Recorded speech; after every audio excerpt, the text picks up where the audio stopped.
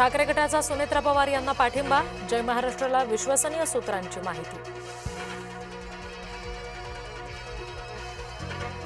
दिल्ली दौऱ्यानंतर सुनेत्रा पवार यांचा पहिला फोन उद्धव ठाकरेंना, बारामती विधानसभा पोटनिवडणुकीसंदर्भात चर्चा। सुनेत्रा पवारांना सर्वपक्षीयांनी पाठिंबा द्यावा, बारामती पोटनिवडणुकीसंदर्भात फडणवीसांचं वक्तव्य।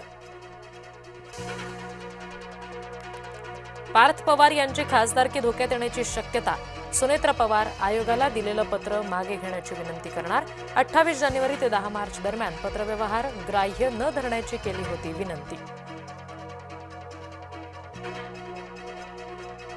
नाशिकमध्ये भोंदू अशोक खरातवर आणखी एक गुन्हा दाखल, 60 लाखांची जागा 22 लाखात खरेदी केली, कांदा व्यापाराची फसवणूक केल्याचा आरोप।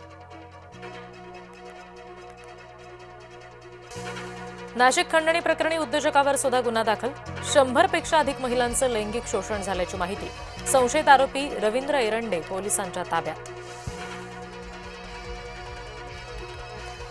मुंब्र्याचं नाव मुंब्रा देवी करणार, इस्लामपूर प्रमाणे मुंब्र्याचं करणार नामांतर, मुंब्र्यातील जाहीर सभेत नितेश राणेंची घोषणा।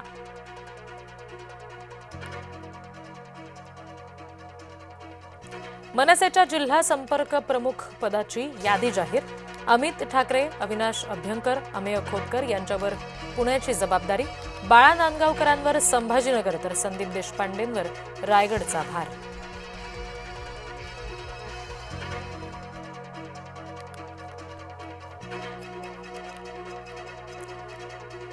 एका लग्न सोहळ्यामध्ये गुलाबराव पाटील आणि राऊतांची भेट, पक्षाव्यतिरिक्त सुद्धा काही संबंध असतात, संजय राऊत यांच्या भेटीनंतर गुलाबराव पाटील यांची प्रतिक्रिया।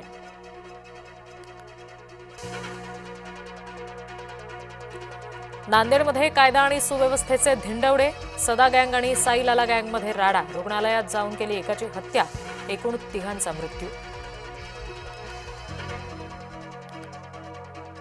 माढ्यातील अंजनगाव खेळोबा गावातील वाद मिटला, शिवरायांच्या पुतळ्याचं स्थलांतर करणार, ओबीसी नेते लक्ष्मण हाके यांनी केलं होतं ठिय्या आंदोलन। दिंडोरीमध्ये कार विहिरीत कोसळून 9 जणांचा मृत्यू, रात्रीच्या सुमारास एक कार विहिरीत कोसळली, सर्व मृत प्रवासी दिंडोरी तालुक्यातील इंदोरे गावचे रहिवासी।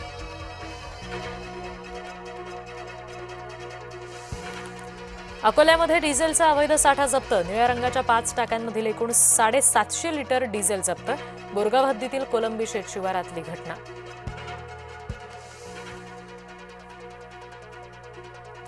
चांदवड तालुक्याला पावसानं झोडपलं, काढून ठेवलेला कांदा पूर्णपणे भिजला, पंचनामे करून भरपाई देण्याची शेतकऱ्यांची मागणी।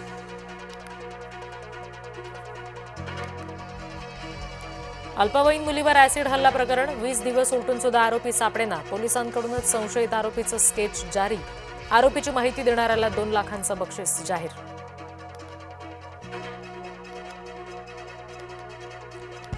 अफगाणिस्तानला भूकंपाचा भीषण धक्का, भूकंपामुळे जम्मू काश्मीर आणि दिल्लीत सुद्धा जमीन हादरली, भूकंपाचा केंद्रबिंदू अफगाणिस्तान ताजिकिस्तान सीमा प्रदेशात।